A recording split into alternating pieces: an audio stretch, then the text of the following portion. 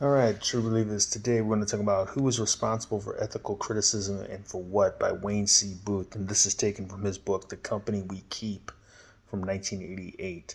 Um, so, here in this particular passage, Booth wants to talk about our ethical obligations, not just to authors, but interestingly also to narrators. For example, the omniscient narrator of a text. So,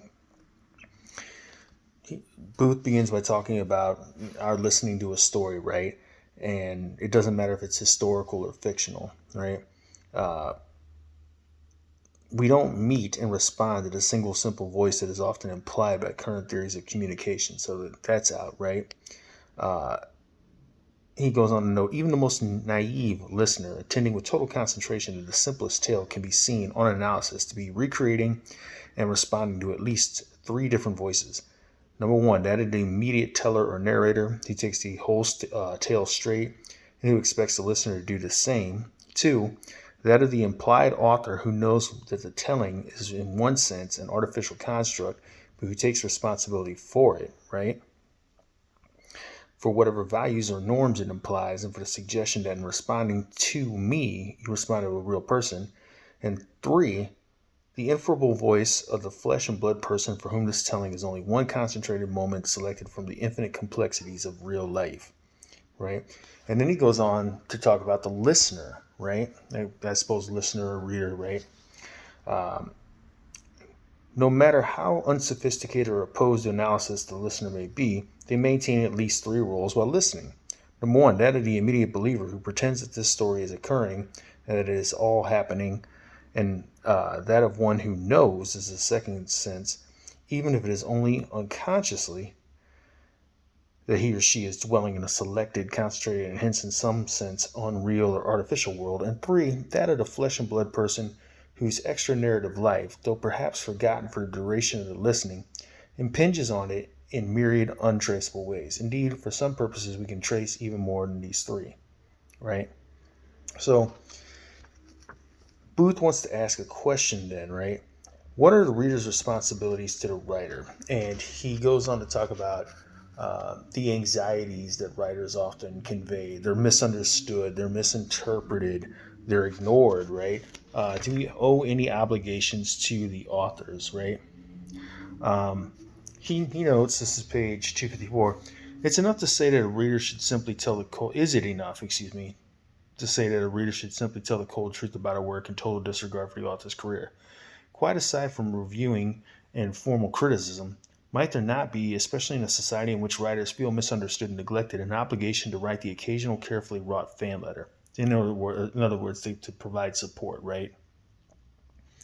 Uh,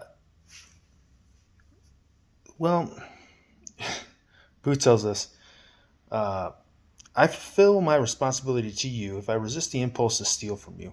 It is as if intellectual and artistic property were so much capital good. Surely to borrow an author's work is not the worst imaginable mistreatment, right?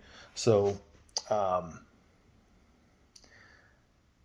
we do owe authors obligations, although not necessarily to patronize them and buy their work. But by the same token, we're not under any obligation not to borrow from their their work if it serves to inspire us. He asks a second question. What are the reader's responsibilities to the work of art, which is to say, to the implied author? This is where Booth introduces this interesting question of what do you owe the omniscient narrator, for example, of a text? Do I, as a reader, have any obligation to that elusive creature, the creating character whom I myself recreate as I read the work? And if so, how am I supposed to express it? What is the relation between taking my pleasure with a work and attempting to discover the pleasures that the author intends to share? And he talks about this French philosopher Jean Paul Sartre. Is Sartre right when he says that the writer requires of the reader, quote, the gift of her whole person with her passions, her prepossessions, her sympathies, her sexual temperament, and her scale of values? What can it mean to say with her that the reader must give herself generously? So Booth goes on to note, if I am to give myself generously, must I not also accept the responsibility to enter into serious dialogue with the author about how his or her values join or conflict with mine? To decline the gambit, to remain passive in the face of the author's strongest passions and deepest convictions is surely condescending, insulting, and finally irresponsible.